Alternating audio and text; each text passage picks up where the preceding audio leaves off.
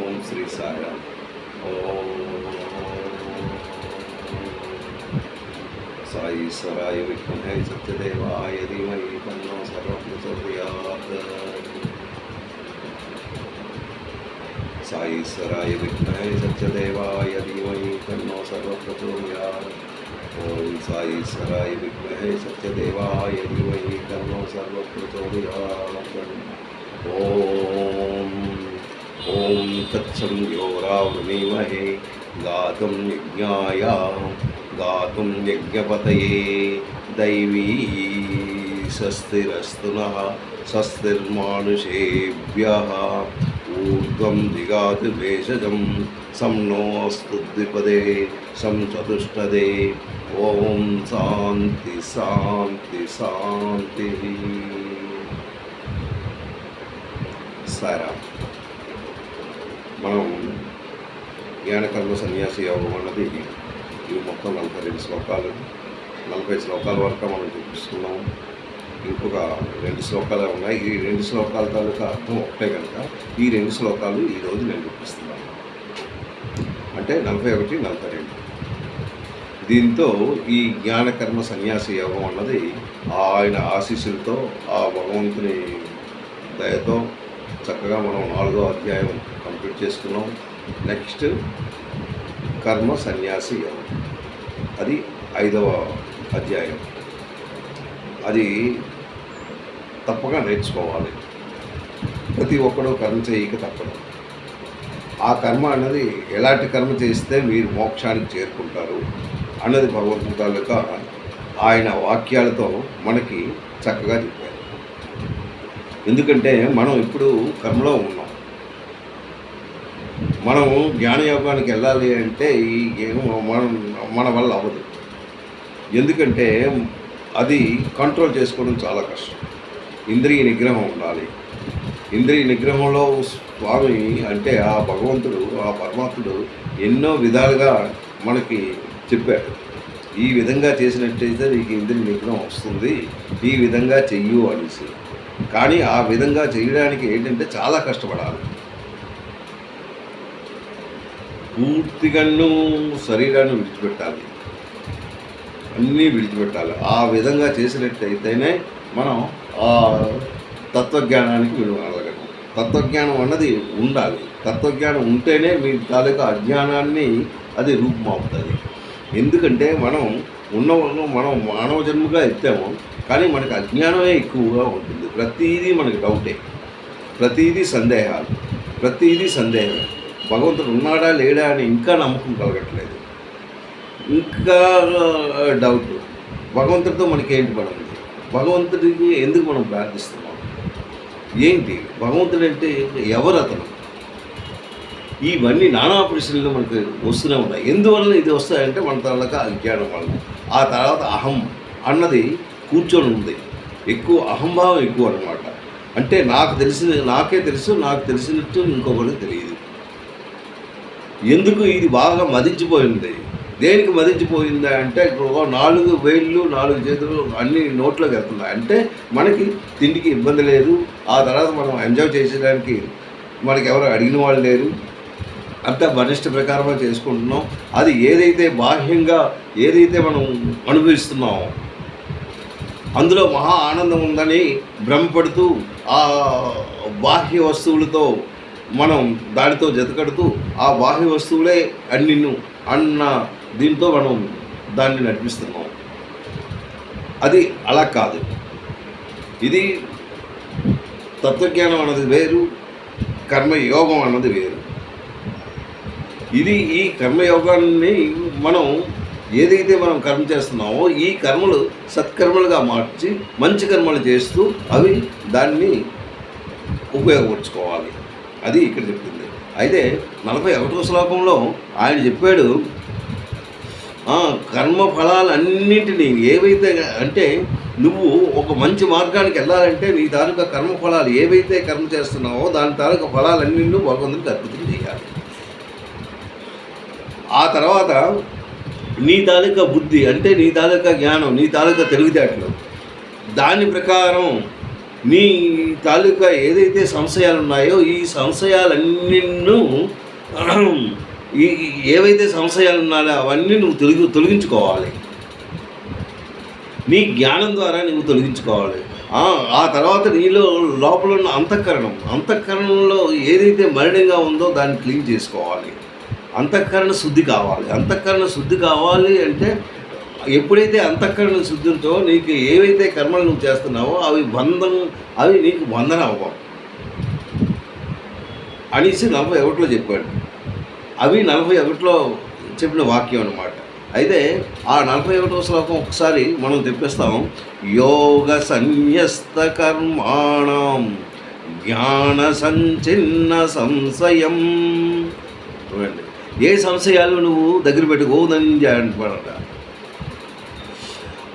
నీ సంశయాలన్నీ నువ్వు దూరం చెయ్యాలి అంటే నీ తాలూకా బుద్ధి నువ్వు ఉండాలి. యోగ సన్యస్త కర్మాణం, యోగ సన్యస్త కర్మాణం నువ్వు ఆచరించాలి అన్న భావన నీలో రావాలి. అదనమాట.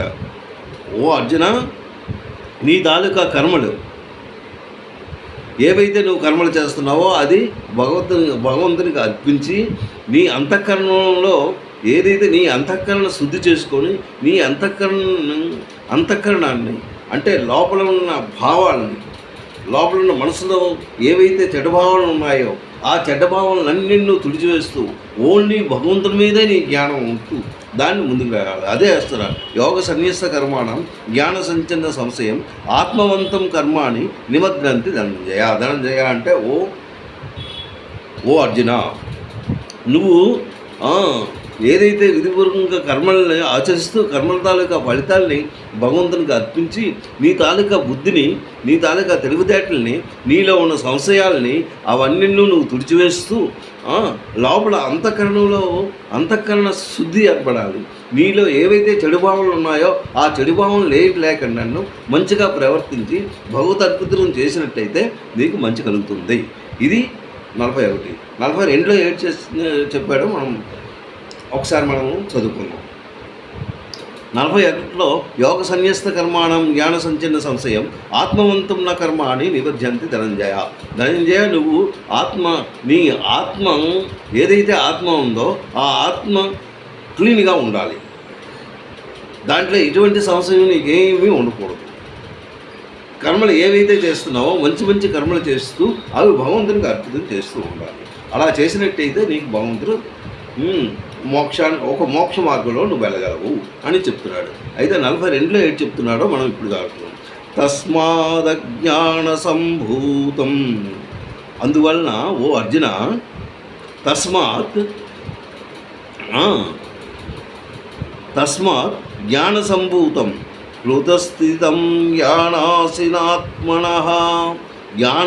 ఆత్మనః తస్మాత్ అజ్ఞాన సంభూతం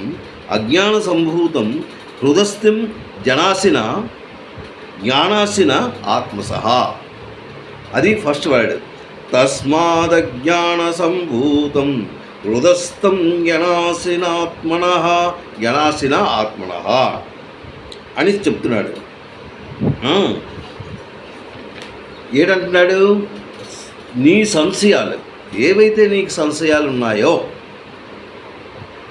ఆ సంశయాలు ఏవైతే ఉన్నాయో ఆ సంశయాలన్నీ జ్ఞానం అనే ఖడ్గంతో నువ్వు ఖండించాలి. సంశయాలు లేకుండా నువ్వు చేసుకోవాలి. సంశయం ఉన్నదంటే నీకు భూతంగా ఉంటుంది. ఒక భూతం నీలో ఏదైతే ఏర్పడుతుందో ఇక ఆ భూతంతోనే నువ్వు ఉంటావు. ఇంకా భగవద్ ధ్యానంలోకి, ఎందుకంటే దానికి డౌటు, ఇది అవునా కాదా ఈ డౌట్తో సతమతం అవుతూనే ఉంటావు.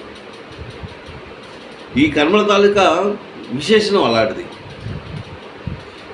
ఒక డౌట్ వచ్చిందంటే ఆ డౌట్తో మరొక డౌట్ వస్తుంది, ఆ డౌట్తో మరొక డౌట్ వస్తుంది. ఈ డౌట్తోనే అవుతావు.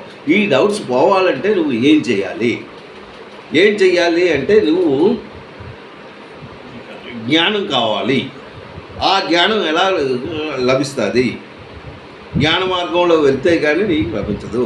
అంటే భగవత్ జ్ఞానం, భగవత్ తత్వజ్ఞానం ఇవి నీకు ఉండాలి.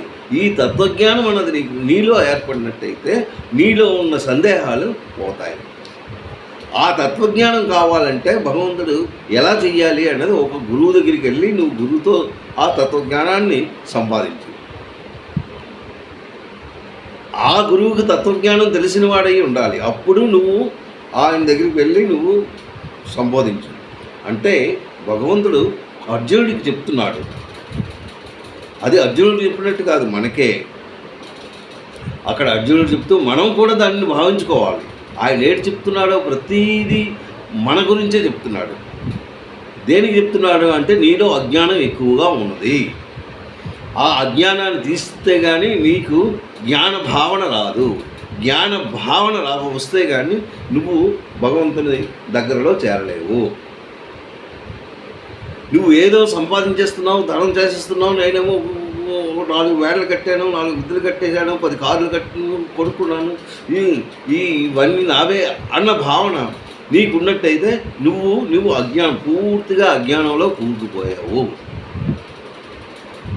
అసలు నేను ఎక్కడి నుంచి వచ్చాను, నేను ఎవరిని అని నువ్వు తెలుసుకోవాలి.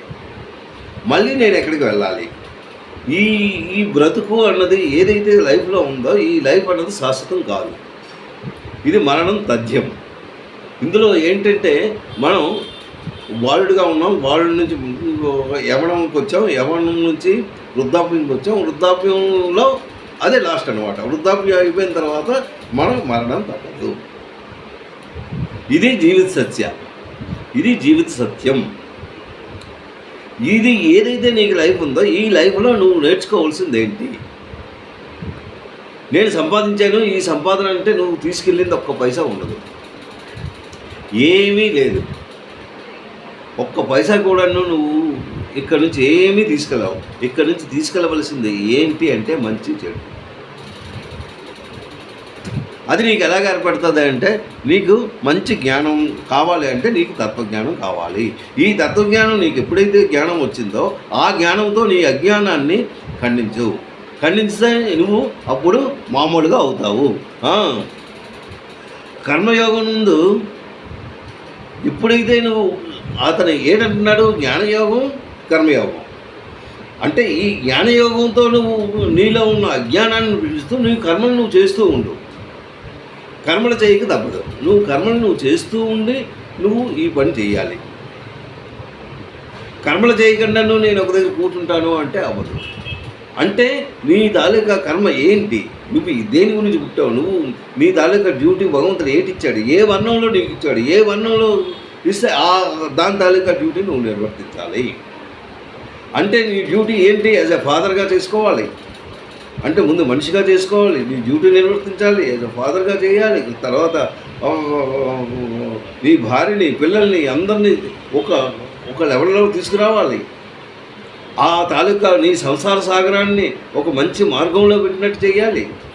ఇవన్నీ చేసిందే ఇదే డ్యూటీ అన్నమాట. నీ డ్యూటీ చక్కగా నువ్వు నిర్వర్తించుకొని నీ కర్మలను నేను ఈ సంసారాన్ని వదిలి నేను సన్యాసులు కలిసిపోతాను అంటే అది అవ్వదు. నువ్వు జన్మ ఎత్తావు అంటే నువ్వు ఇంకొకరికి బాధ పెట్టడానికి మాత్రం నువ్వు జన్మ ఎత్తలేదు. ఎవరిని ఎటువంటి బాధ కూడా పెట్టకూడదు. నీ తాలూకా డ్యూటీ నువ్వు చేస్తూ నీ తాలూకా జీవితాన్ని ముందుకు సాగించాలి. అయితే నీలో చాలా అజ్ఞానం ఉంది. ఈ అజ్ఞానం పోవాలంటే నీ జ్ఞానం అనే కర్మంతో దాన్ని ఖండించి ఒక మంచి మార్గాన్ని తెచ్చి నీ కర్మలు నువ్వు నిర్వర్తించాలి. కర్మణ్యే అధికారస్తే మా ఫలేషు పదాచన అన్నాడు. నువ్వు కర్మ చేస్తూ ఆ ఫలాన్ని భగవంతుడికి ఇచ్చినట్టయితే అప్పుడు నీ తాలూకా మంచి జరుగుతుంది. నీ ఆత్మ శుద్ధవ్వాలి, నీ తాలూకా మనసుని క్లీన్గా ఉండాలి, ఎప్పుడూ మంచి మనసుతోనే ఉండాలి. ఇవన్నీ ఉండాలి అంటే తత్వజ్ఞానం నీకు కావాలి. తత్వజ్ఞానం ఎప్పుడైతే నీకు జ్ఞానం అన్నది రావాలి అంటే మంచి గురువు కావాలి. మీకు ఇవన్నీ ఏర్పడినప్పుడు అప్పుడు నీ కర్మలు, నీ తాలూకా కర్మలు ఏవైతే ఉన్నాయో అవి చక్కగా నీ కర్మలను నువ్వు నిర్వర్తించి నీ డ్యూటీ నువ్వు చేస్తూ చక్కటి మంచి మార్గంలో వెళ్ళగలవు. సాయిరామ్. ఇది జ్ఞానయోగంలో మొత్తం 42 శ్లోకాలు. ఈ 42 శ్లోకాలు రేపు నేను దీని గురించి అంటే ఈ జ్ఞానయోగంలో భగవంతుడు ఏంటి మనకి ఇచ్చాడు మొత్తం ఈ 42 శ్లోకాలు మనం బోధించాము.